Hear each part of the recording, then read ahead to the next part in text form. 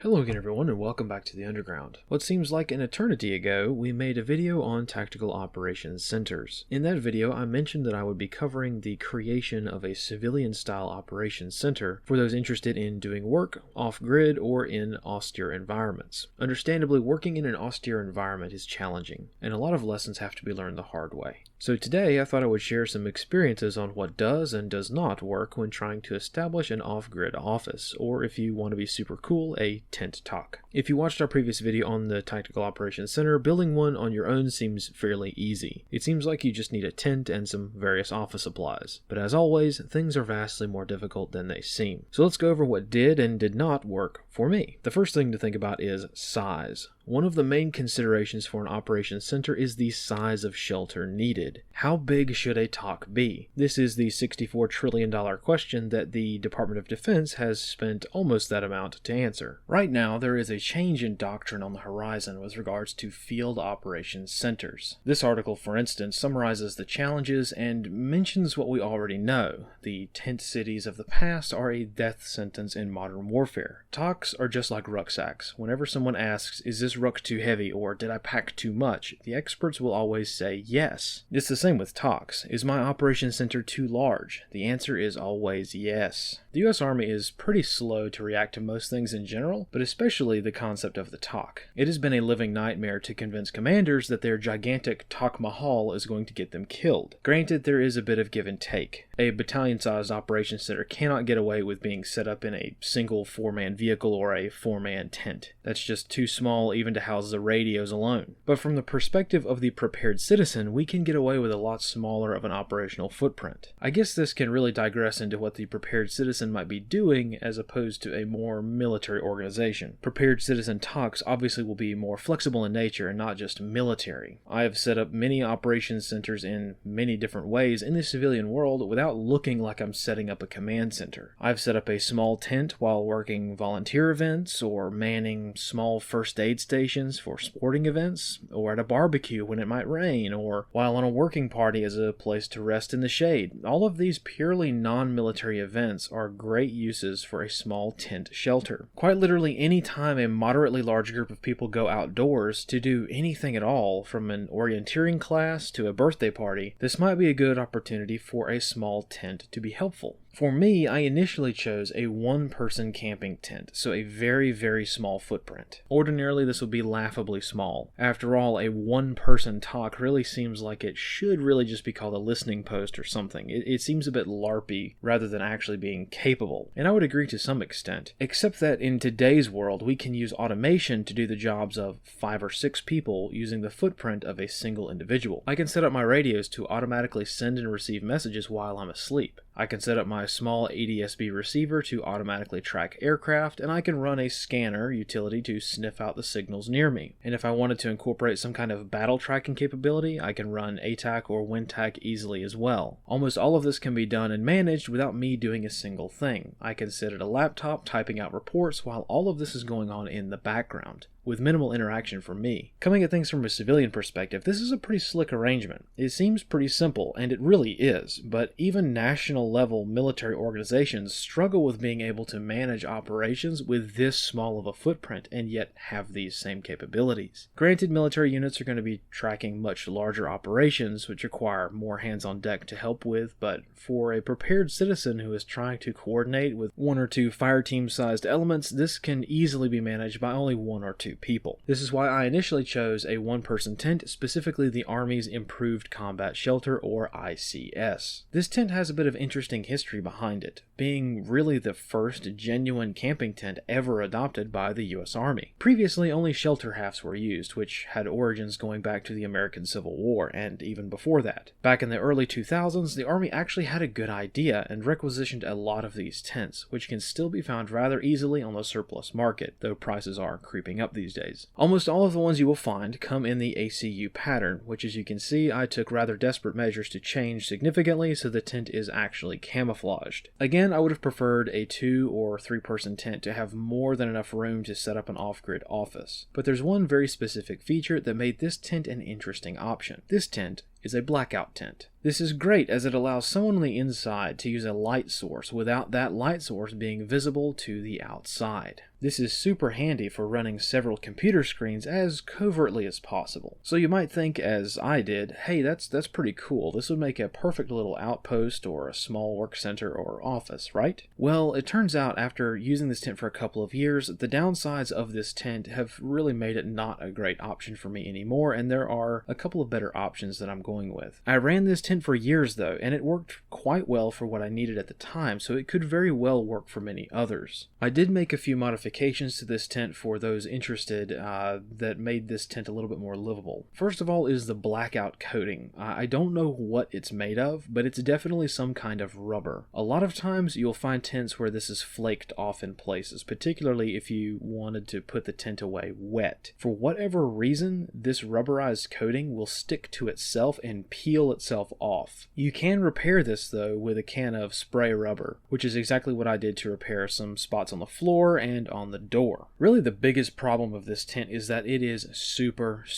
hot. It is a 4-season tent, but it's really weird. You can obviously see the works of the military industrial complex in the development of this tent. Normally 4-season tents are really 4th season tents, meaning that they are really only intended to be used during the 4th season, winter. Any other time of year they are just too hot to be used. But clearly, or at least my theory is, that some military official, some procurement board did not understand this and said, hey, we need a tent that will work in all 4 seasons and not just 3 seasons. My theory is that the companies who are pitching these tents for the military, they were responding to a solicitation for a tent, and they said, hey, well, we've got a lot of these civilian kind of style 3-season tents out here, and somebody in the military or at the DoD said, hey, why only 3 season? That clearly means the tent can only be used, during 75% of the year, and we need a tent that can work all year round, so we need a 4-season tent, because we think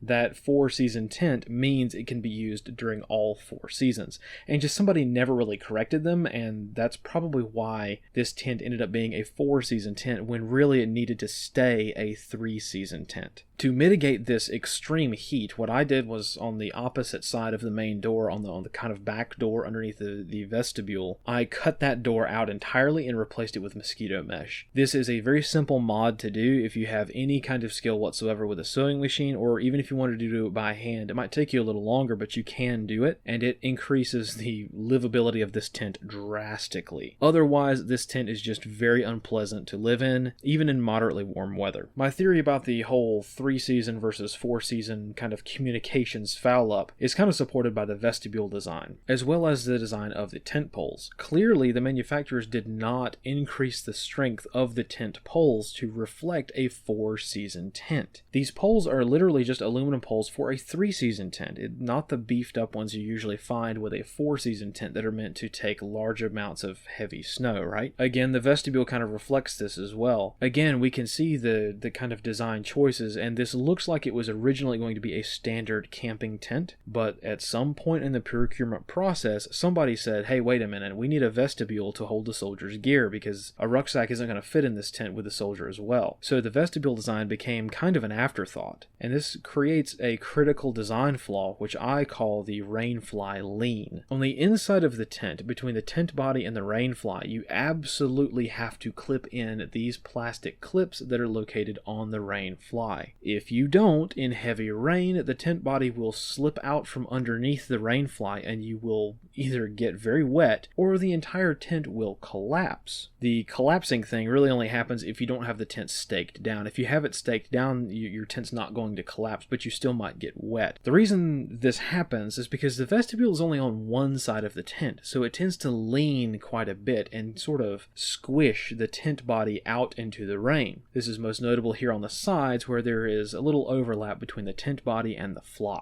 The problem with this is that these plastic clips on the rainfly, they rip off so easily. They are only stuck on with a very cheap low-grade adhesive, which has not withstood the test of time since these have hit the surplus market. So if you're going to use this tent, the number one mod I would recommend is to sew these on. Sew them back onto the actual rainfly and then seam seal the threads to keep it waterproof so you don't get any rain through the threads. I originally did not think this was going to be a big deal, but it really is. Another problem I couldn't really get around was the door on the floor design. I originally liked the idea of how this door opened, but then I realized how horrible of a design this was. If you need to have the door open most of the time, and you have people constantly hanging out or dropping off reports or whatnot, this door with its delicate mosquito netting is going to get damaged because it's on the surface that your feet and hands and knees are going to be contacting to get in and out of the tent. So the zipper is going to get muddy as well. You're going to create a lot of wear and tear on the actual door and mosquito netting itself when you're trying to get in and out of this tent in the dark. It's just not a great arrangement. And finally, the real main gripe I had with this tent is that it's not a fly first design, which we'll kind of get to in a minute. But in due time, I have come to realize the drastic importance of a fly first tent design. This is a feature you usually find on 4-season tents, but a fly first design allows you to set up the rain fly first, then the inner tent body. Sometimes the inner tent is actually connected to the rain fly itself, so quite literally you lay the tent out,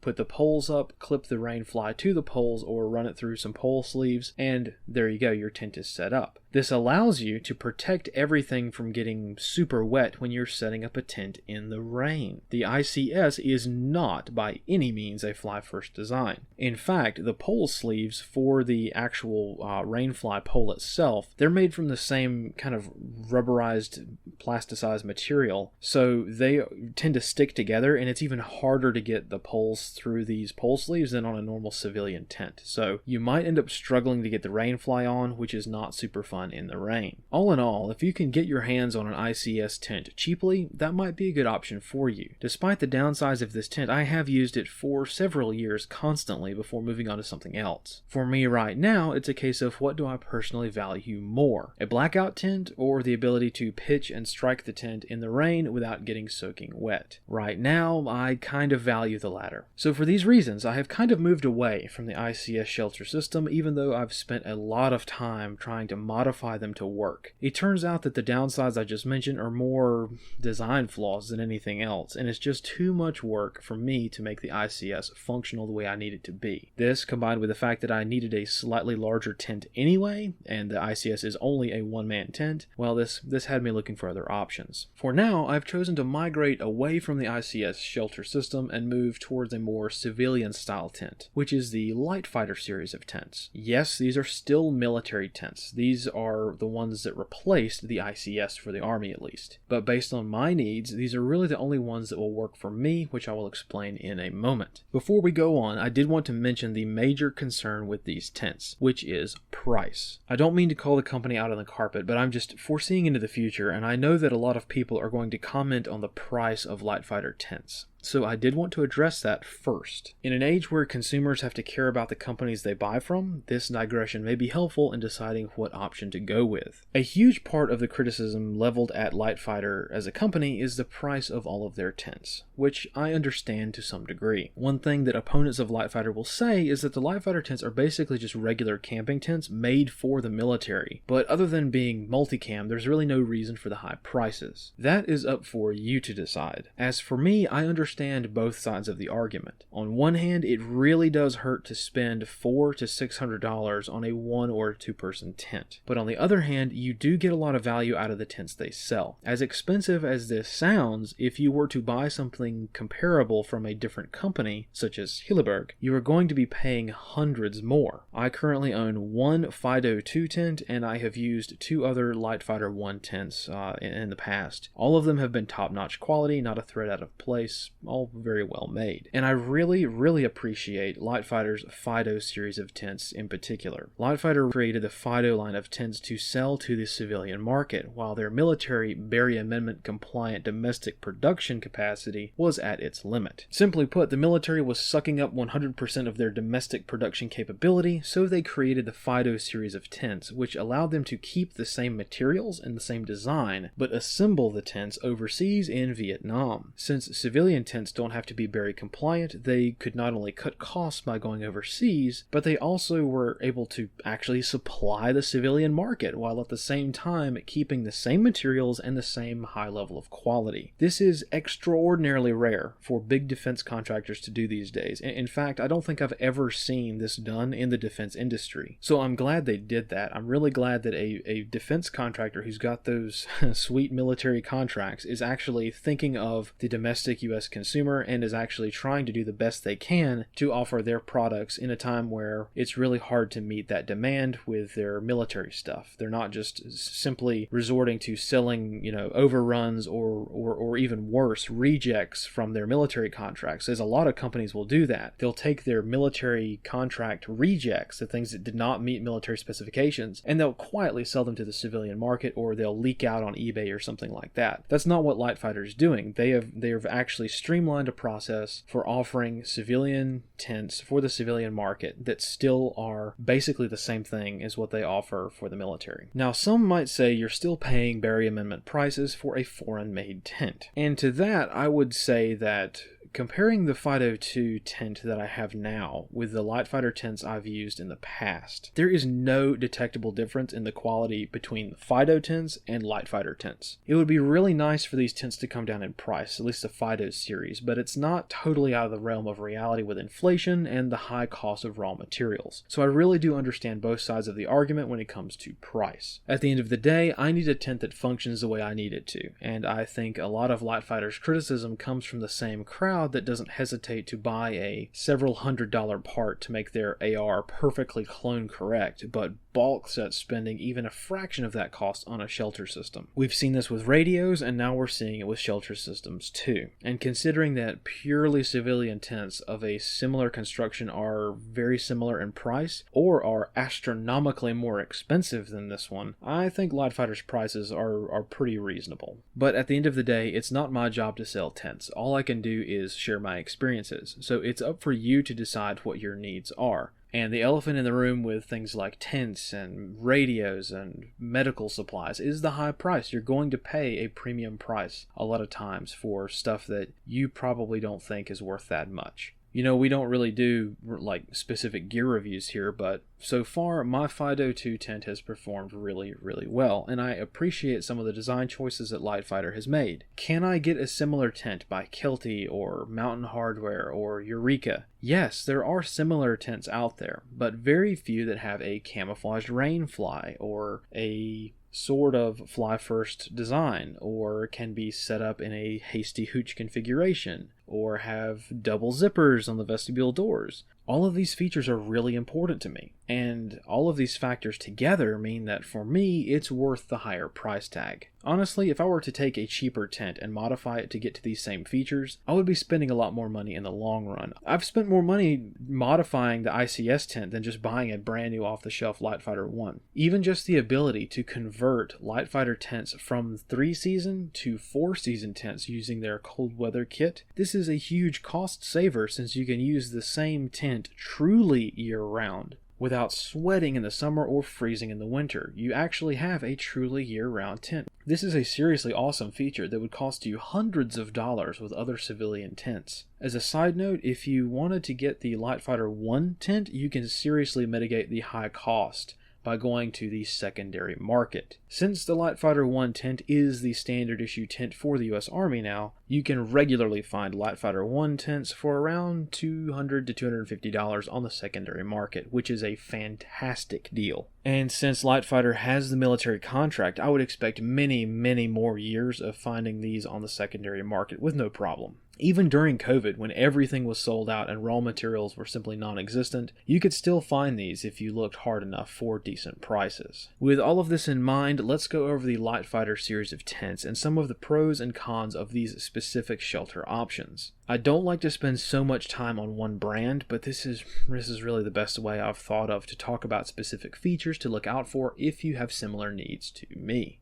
Starting off with the most obvious feature, this tent has a multi-cam rainfly. This alone makes this tent unique since you will be very, very hard pressed to find a civilian tent with a camouflaged rainfly. Even among military tents, there really aren't that many of them out there for one, but the only other tents that I'm aware of that feature a camouflaged rainfly are the Eureka Tent Combat One Person, or TCOP, the U.S. Marine Corps Combat Tent, and the Army's old school ICS. And of these, the only one that is kind of a multicam flavor is the Litefighter. Now here I must mention a very important difference between the Fido series and the regular Litefighter series. The Litefighter series of tents is legit AR670-1 compliant OCP camouflage. The Fido series is officially licensed multicam, and there is a difference. It's a very slight difference to the naked eye, but it is a difference. Remember, multicam was created by Cry Precision as a way of selling this pattern with very slight changes to the civilian market. My personal theory is that either ITAR or some other DoD restriction prevents Litefighter from taking the OCP pattern out of the country for overseas manufacturing, which is why they chose to go with the next best thing, official multicam, for the Fido series. But again, that's just my theory. That's why the price for the Fido tents is a little bit cheaper than the regular Litefighter versions for the US military, but it's not that cheaper because they're still having to pay for the official licensed multicam. But again, that's just my theory.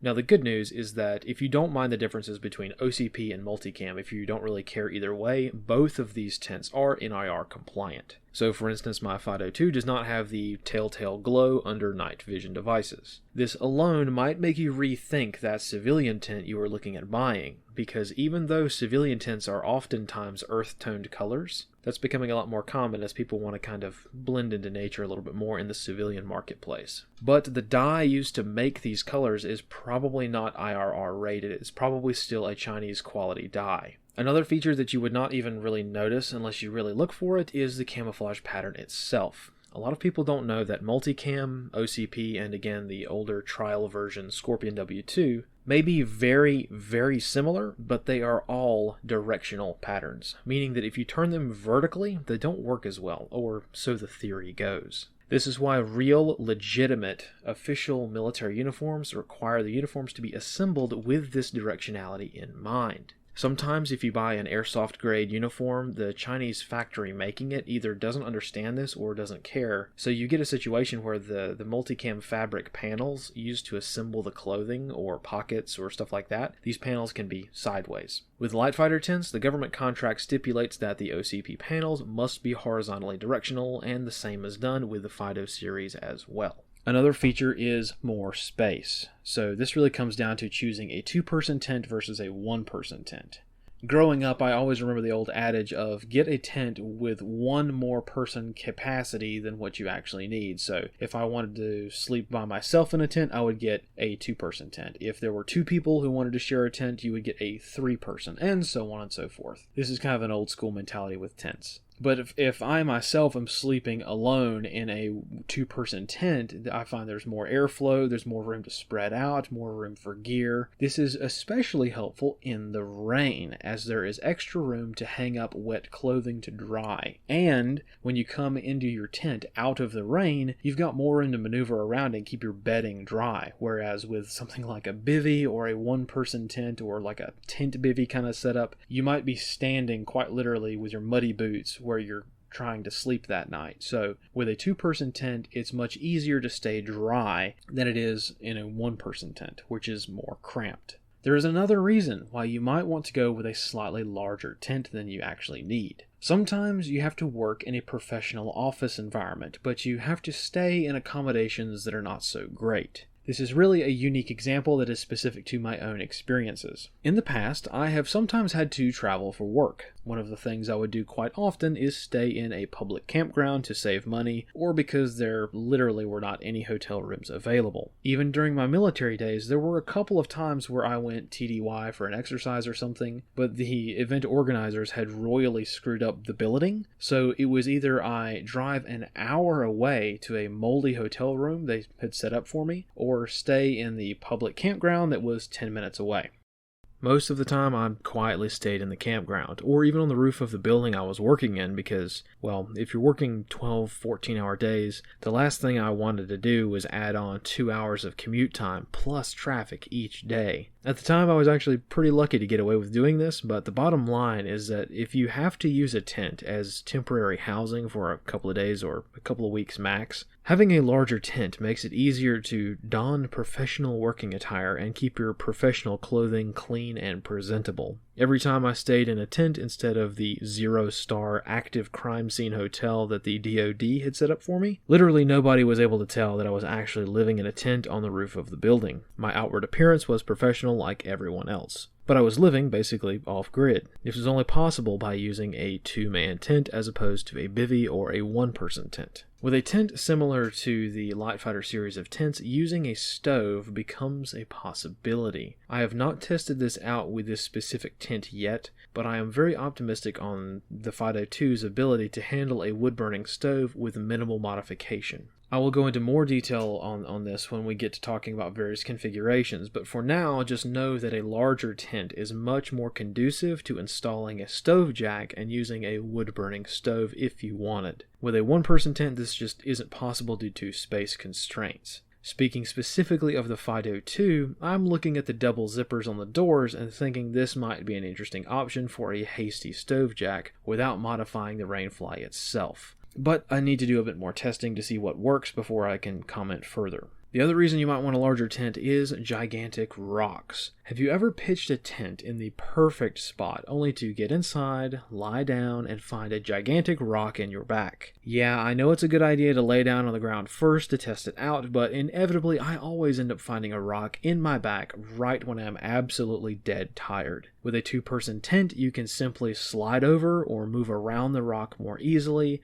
without moving the entire tent. Same thing if you've pitched your tent on slightly uneven ground, or if there's a dip or a bulge in the ground or something that's just uncomfortable to lay on. With a 2-person tent, you can kind of move around inside the tent instead of moving the whole thing again. This is one of those things that doesn't sound like it's that big of a deal and hardly worth mentioning, but man, I tell you, this actually comes up kind of a lot, and I have many times been eternally thankful that I brought the heavier tent with me so I could move over a foot and get a tree root out of my back. Speaking of a sort of TOC-specific benefit, more space in your tent means more room for debriefing. A larger tent means that I can seat several people inside to conduct a debriefing. Even if it's a pretty tight fit, the ability to seat 3 or 4 individuals inside a tent for a few minutes to get a quick debriefing done, that's a pretty handy feature to have. Otherwise, with a 1-person tent, I would have to get out and conduct the debriefing under a tarp or something. A unique feature of Litefighter tents is name tape Velcro. This is mostly for military units where you've got 100 guys all sleeping in the exact same tent and you've got to wake up somebody specific for watch standing or fire watch. Something as simple as a few inches of Velcro really helps with this. For civilian tents, you can still use this. They're pretty handy. You could even get a little LARPy if you want. It's up to you. One of the main benefits for Litefighter tents, and one of the most absolutely amazing features that these tents have, is the ability to set them up in what Litefighter calls a Hasty Hooch configuration. In the spirit of full disclosure, Litefighter tents are not the only ones with this capability. Katoma, for instance, has integrated this ability into several of their tents. Several other Kelty, Hilleberg, and Mountain Hardware tents also allegedly offer a sort of Hasty Hooch arrangement as well. Though I cannot verify this personally, as I don't own several of these tents, I can speak to Hilleberg tents and Katoma tents having this feature on most of them, but you're going to have to check each tent to make sure that it is in fact capable of being set up as a Hasty Hooch kind of setup. I did want to mention this because it's a fairly common design feature if you look hard enough. Basically what a Hasty Hooch setup is being able to set up the tent with just a ground cloth, the poles, and the rainfly without using the inner tent body. This allows you to use the tent as kind of like a tarp shelter, but way better. In years past, I thought this was an interesting feature, but not much more than that. Now, I truly realize this is a lifesaver, and I'm really not sure why more tents don't have this feature. 90% of the time, I use this tent in the Hasty Hooch configuration, mostly due to mud. With a Hasty Hooch set up, I can stay out of the rain, work with radios and type reports, and not muddy up the inner tent. The ground sheet, of course, sees the most wear and tear of the whole shelter system and remains fairly dirty constantly. But it's easier to put your compact, filthy ground sheet in a mesh bag separate from the rest of the tent so as to keep your pack and other parts of the tent clean. I don't know about anyone else, but I really hate cleaning mud and sand out of an inner tent. and as hard times come, I am really concerned with making my gear last well beyond its intended service life. This way, the part of the system that stays filthy is the ground sheet, which is obviously the most expendable part of the whole system. This preserves the inner tent for when you really need it for bug protection. I've been doing this for a couple of years now, and though my ground sheet has seen better days, the inner tent still looks brand new. This Hasty Hooch configuration is helpful on its own, but there is another kind of hidden use for this that I'm not sure people know about super well. Litefighter certainly does not advertise this at all. It's not mentioned anywhere in the literature, but this does work, so I will mention it. If we are speaking specifically about the Fido 2 or the Litefighter 2 tent, either of these options can serve as a Hasty medical shelter if needed. Both can hold a standard Talon litter and a medic with no problem. An old school trick in the wilderness medicine community was to take a traditional camping tent and cut out the bottom, cut out the bathtub floor, so that the tent could be assembled and then lifted up and placed on top of a casualty to protect them from the rain without actually moving that casualty. This is sometimes done in the rescue community for a litter casualty that needs to be evacuated from the backcountry or rugged terrain, but weather conditions do not prevent an evacuation for many hours. With this tent, you can place the ground sheet on the ground, place your litter on it, collapse the handles like you would be putting it in a vehicle, then you can put the spider pole up and then the rain fly over the patient. Now you've got your casualty sheltered from the elements, and there's plenty of room for a medic to stay in the tent with them and even access the patient from either side due to the door on the opposite side. Now in this configuration you won't have the benefit of the mosquito netting on the inner tent, but since the ground sheet is 7 feet long, this kind of gives you an idea of the size. This setup will also fit all of your other standard litter options such as a Stokes litter or a standard backboard. This again is an awesome feature that is not publicized at all, and I'm sure a lot of wilderness rescue groups will get a lot of use out of this. Especially since you don't have to modify anything, you can still use this as a normal camping tent. So I thought that was pretty interesting, and we may talk a little bit more about that in the future. As with anything, there are cons to using any kind of shelter system. The cons that I'm about to mention are not that specific to Litefighter tents. These are just general cons of using larger 2-person tents versus an ultralight 1-person tent or a bivvy or something. But one of the cons that is specific to Litefighter tents is the weight. These tents are heavier than some of the more common ultralight backpacking options that are out there. I will say they are as light as possible without compromising on durability. But all of these tents are really just naturally heavy no matter what. This means that backpacking long distances with a 10-pound tent can get really old really quickly. But this is one of those things you're going to have to decide for yourself. I have many times hiked so far with so much weight that I would gladly have just slept under a poncho if it meant leaving behind a 10-pound tent. Other times, the environmental conditions have been so bad that I would have gladly carried a 30-pound tent if it meant a little less misery from the rain, the cold, or the bugs. So you're really just going to have to decide what you value more. Another con is with slightly larger tents, pitching options are kind of reduced. Larger tents mean fewer places they can be pitched. And in my environment, I have actually run into this fairly often. There have been a few times where I've been in high elevation areas that are super rocky or on the sides of mountains, or there's just so much vegetation that there's barely enough room to lay down. In those situations, only a bivvy will do. Maybe a 1-person tent, but certainly not a larger 2-person tent. That's certainly just not an option due to not having enough room to pitch it. For me, this is not too big of a problem in the long run because if I'm in an area where I can't even pitch a 2-person tent, I'm not likely to be setting up a TOC to serve 5 or 6 people anyway. I'm much more likely to be setting up a very small observation post or something like that. A much smaller footprint is just fine in those cases, so it doesn't really bother me too much. A larger size also means that a tent is harder to camouflage. This is more of a factor for any other kind of civilian tent you might find. As we all know from the factors of recognition, larger objects are harder to camouflage. This isn't really that big of a deal if you are choosing between a 1-person and a 2-person tent, because a 2-person tent is not that much larger than a 1-person tent. But if you are choosing between a 2-person tent and, say, a 3 or a 4-person tent, well, that could mean a pretty substantial size difference depending on the shape and things like that. So that's something to keep in mind when you were trying to pick a shelter option. Another con in some situations is the camouflaged rainfly. Again, something that's really only specific to Litefighter Tents, the camouflaged rainfly can raise a few eyebrows in some situations. I haven't really run into this too much since multicam is really common these days, but it might get you some attention if you are trying to use this tent in a more civilian role. Litefighter does offer coyote and green rainflies, so that could be an option for you if you wanted to remain a little bit more low profile and not look super tactical. These alternate colors are a bit harder to find sometimes, but they do exist, so that is an option if you wanted to go that route. And finally, this tent and basically every other tent except for the Eureka TCOP, this is not a blackout tent. Really the only blackout tents or sort of blackout tents that I know of are the Army's ICS and the Eureka TCOP. So that's pretty much the only options you have to go with if you wanted a blackout tent that is military grade.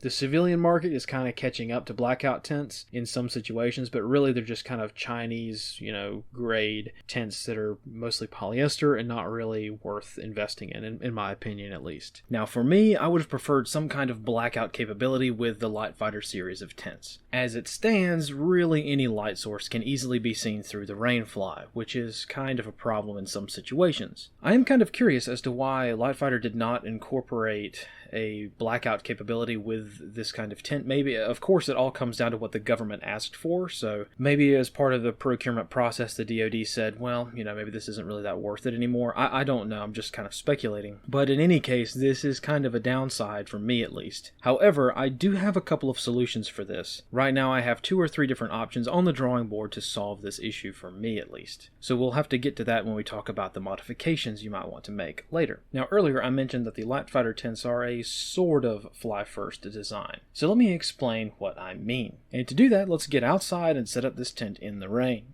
The first step is to put down the ground sheet. Then you can take your spider pole and connect that to the ground sheet using the grommets provided. Usually I prefer to not stake down the ground sheet at this point, but you might be forced to if it's too windy. Either way, it's no problem. To stake or not to stake is your choice. Note that all the while we're getting all of this set up, everything is getting wet. Water is collecting on the ground sheet, the poles, and the rainfly. If your inner tent was exposed to this rainfall, it would be soaking wet by the time you got everything clipped in. Once we have the rainfly and the doors staked out, the Hasty Hooch setup is complete. You can just use the tent like this, or you can now add the inner tent. Again, this is something that is not really advertised, but it is a really neat feature that I personally use all the time. Once you and all of your gear is under the rainfly and out of the rain, you can go to work putting up the inner tent. Remember, the ground sheet is still very wet and probably muddy as well, so you can take some time to do a little bit of housekeeping before you get started. This is why I tend to bring along a compact backpacking towel. Not only is this helpful for various intergalactic emergencies, but it's also handy to wipe down the ground sheet with. This keeps your inner tent in pristine condition, but if you are in a hurry, you can omit this step if you want. Also, an optional step at this point is taking off your shoes. If the situation and time permits, I'll take off my muddy boots to keep the inner tent as clean as possible. In today's world, I am very much interested in my gear lasting long beyond its intended service life, so keeping the inner tent as clean as possible is important to me. When you're ready, you can pull out the inner tent and start laying it out. From the inside of the Hasty Hooch, you can lay down and face one of the corners you want to start with. You can reach into each corner,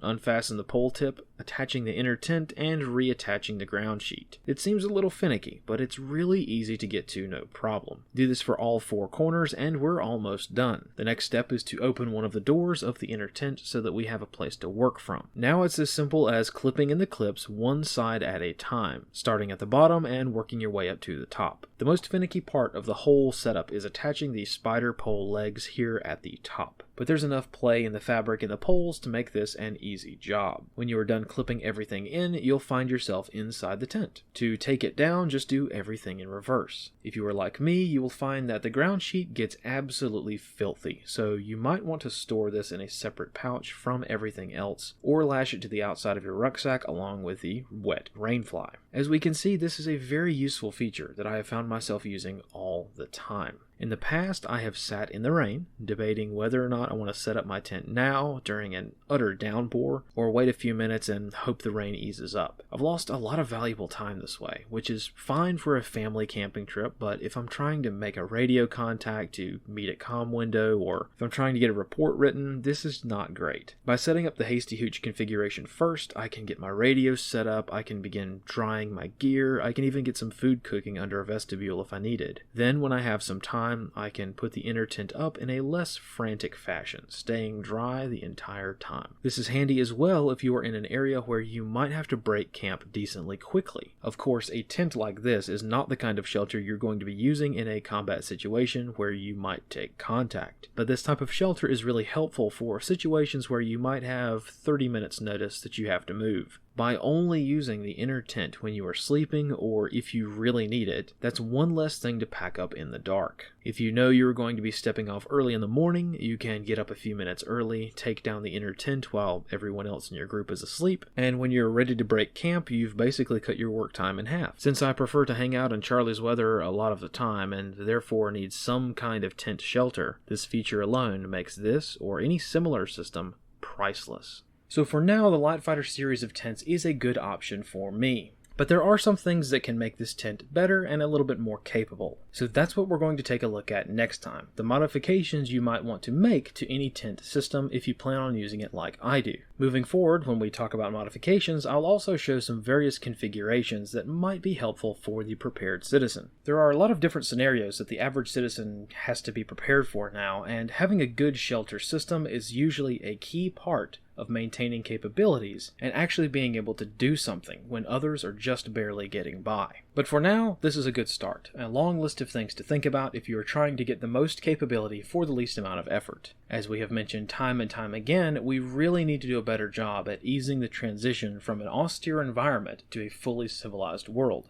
If I can work in a building, at a desk, with a computer, with all of the amenities of civilization, that's great. But I also want to be able to transition to a completely off-grid operation without losing any capabilities. And doing all of this day in and day out, seamlessly, with little effort, is not the easiest thing in the world. This certainly requires a lifestyle change that many people are not interested in. But for those that do want to do something similar, choosing the right gear, based on your own needs, is very, very important. Especially if you have to fight in the shade.